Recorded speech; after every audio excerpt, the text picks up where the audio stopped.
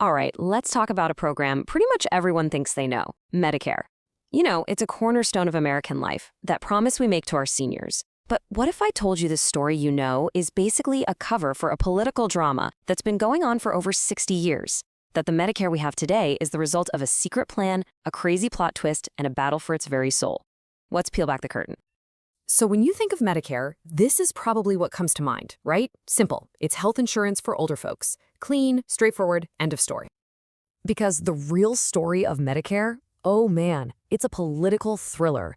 It's got secret ambitions, shocking twists, and a fight for its soul that is happening right now, right under our noses. Let's get right into the first big reveal. The whole point of Medicare, the original goal, it wasn't just to cover older Americans. Nope, it was designed to be a Trojan horse. And there you have it, straight from the horse's mouth. Robert Ball, one of the guys who literally built the program, admitted it. He said they saw covering the elderly as just a fallback position, basically a foot in the door. And the real endgame? Universal national health insurance. Yep, Medicare for all. And, getting even that first step past was an absolute slugfest. It took 14 years of brutal political fighting. They were up against all these fears of socialized medicine and a really powerful conservative bloc in Congress. The only reason it passed was because Lyndon Johnson's massive 1964 election victory gave Democrats the votes they needed to finally ram it through. Okay, so if the master plan was always universal coverage, why are we still arguing about it 60 years later? What happened? Why didn't the rest of the dominoes fall like they were supposed to?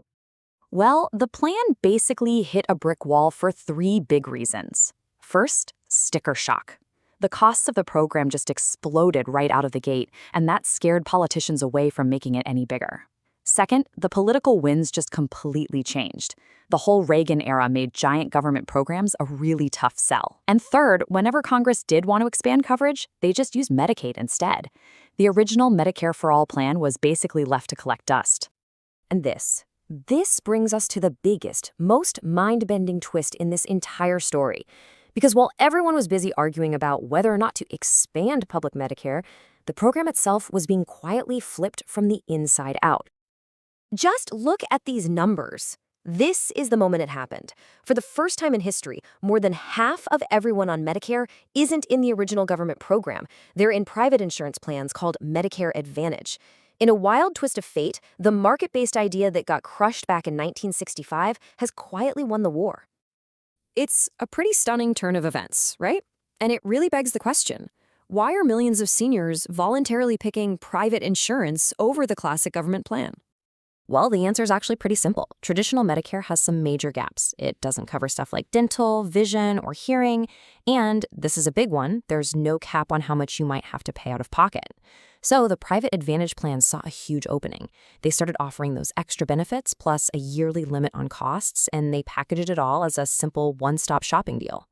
And for a lot of seniors, that's a pretty sweet offer.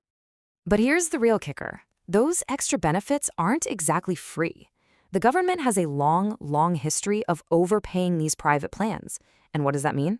It means beneficiaries get, on average, over $2,000 a year in extra perks, all paid for by federal policy. The dice are just heavily loaded in favor of the private guys. And make no mistake, this was not some accident. This was a prediction, and for some, it was a political goal. Back in 1995, Newt Gingrich flat out said that traditional Medicare would wither on the vine. And now, almost 30 years later, you have to admit, he's looking pretty prophetic. So where does all of this leave us? Well, it leaves us with this fundamental battle over what Medicare even is anymore. You've got two completely different, competing ideas fighting for control of its future. And this is the core conflict right now. On one side, you have Team Public, the original vision. They want to expand the government-run program and use its power to force down costs. On the other side is Team Private, the market vision. They want a marketplace of competing private plans juiced by government money and consumer choice. It's two completely different futures for the same program. Now, speaking of government power, check this out. This is pretty funny. The original Medicare law literally had a section in it called Prohibition Against Federal Interference. It was this big promise that the government would stay hands-off and not mess with how doctors or hospitals got paid. Yeah, about that. That promise lasted about as long as a snowman in Miami. As soon as the costs started to explode, the government started creating tool after powerful tool to set prices for, well, pretty much everything. Hospitals, doctors, and now even prescription drugs. It turns out when you're footing $1 trillion bill, you eventually want some say in the prices. Shocking, I know. Which brings us to today and to the future. The story of Medicare is so far from over, and the next chapter is just full of these huge unanswered questions. I mean, seriously, as more and more people choose these private plans, what happens to the original public program? Does it just wither away completely?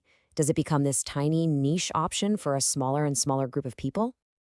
And then there's the money. You've got these private plans with millions of happy customers and incredibly powerful lobbyists. So can a politician ever actually turn off that fire hose of federal overpayments? Or is it just politically impossible at this point? And here's one last really fascinating paradox to think about. Could the success of these private plans ironically create a brand new path to universal healthcare? I mean, by getting millions of Americans used to a Medicare brand that's actually a marketplace of regulated private options, have they accidentally made a hybrid Medicare for all model seem, not so scary after all? So that's where we are. We have a program that was born as a public safety net that's now a majority private business. A plan that was designed as a secret first step toward universal healthcare is now this massive battleground of competing ideas. After 60 years of twists and turns, the final question isn't just about what Medicare's future is, it's whether the Medicare of today is even Medicare at all.